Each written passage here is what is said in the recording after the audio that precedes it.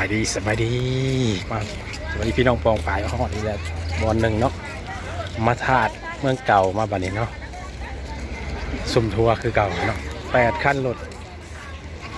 ธาตุเมืองเก่ารถธาตุซีโคดมาเบิ่งบรรยากาศกันอีกแล้วพี่น้องเอ็ดบาทเนี่ยตัวนี้ไปเต็มที่อีกเลยแหละมาขอพรกล่าวขอพรพระธาตุซีโคด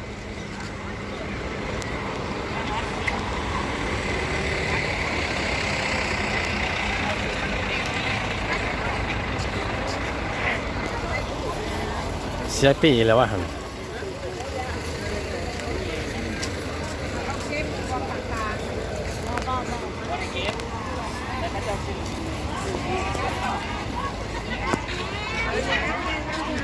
้องไปซื้อถูกซื้อเทียนพี่น้องโอ้ถูกขายถูกขายเทียน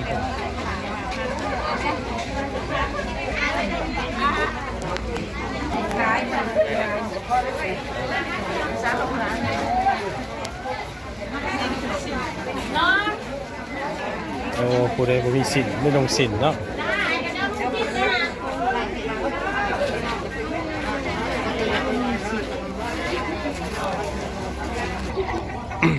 มาฮอนแล้วผู้ใดบ่ได้ลงสินก็ลงสินกันเนาะพี่น้อง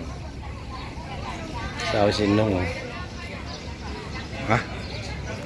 ไปชมกันพี่น้องไปเนาะพระธาตุซีโคดหรือพระธาตุเมืองเก่าขึ้นมาเป็นครั้งที่2พี่น้องตอนนั้นมาบุญเนาะตอนนี้มาเที่ยวชมเฉยๆเนาะ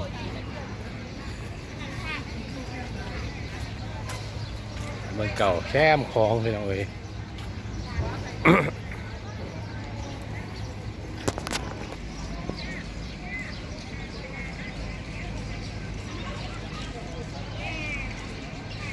เนี่ยคนรถ8 คันเนาะรถทั่ว8 คันพี่น้อง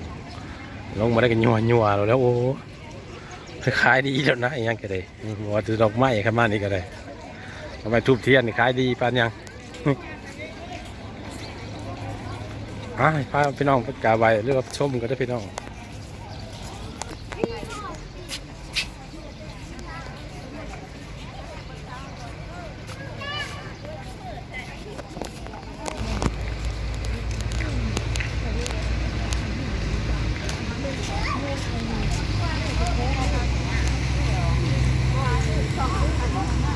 โอ้ไปเทกันเจือนอยู่ได้ดิ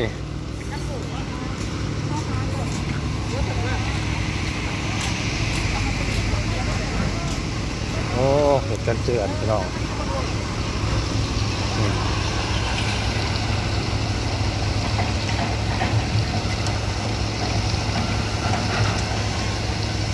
การก่อสร้าง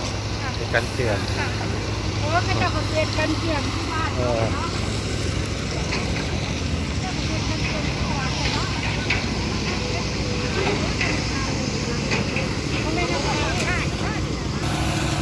การดูดดินดูดทรายเนาะ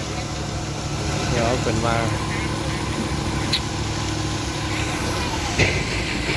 ดูกันเถื่อน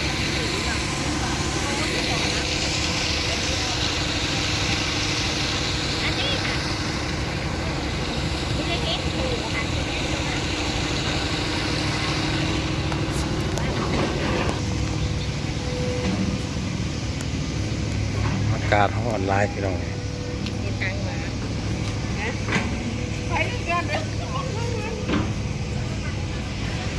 นั่นแหละทีมงานเนาะมาไลฟ์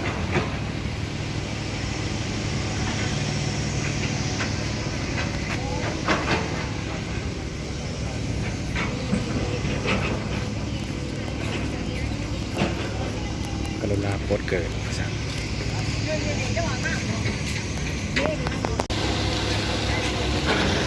จะพาพี่น้องชมอ้อมเนาะอ้อมพระธาตุซีโคดโอ้โห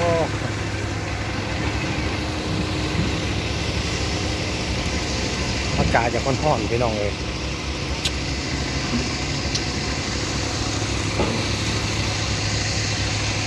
มีโครงการเห็ดกันเจือนเนาะเพราะว่ามันแก้มตะฝั่งเนาะพี่น้องงานพระธาตุโง่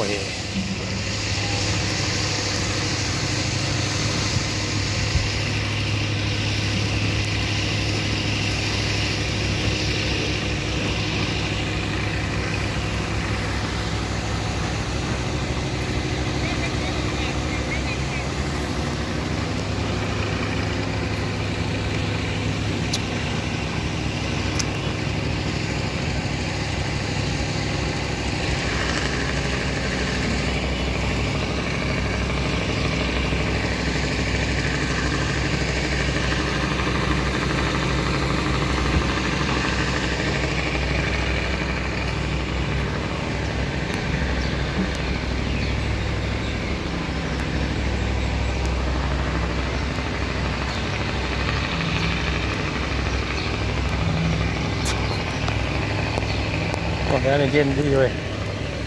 ผมเย็นดีบอกไปปลูกยังไหวเลยโอ้ปลูกเพื่อไหว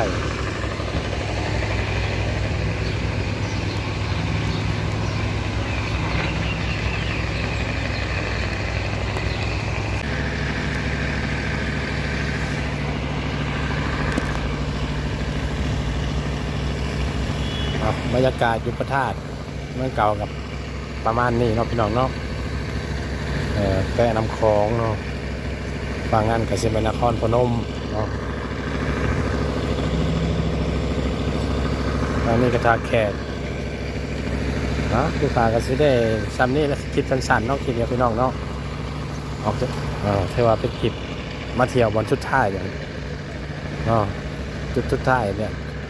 จุดพระธาตุเมืองเก่าออกจากนี้ก็สิได้กลับบ้านกลับซองมาเนี่ยกับผู้ค้ากับสิได้ปิดคลิปแบบเพียงซ้ำนี้ก่อนเด้อพี่น้องเด้อ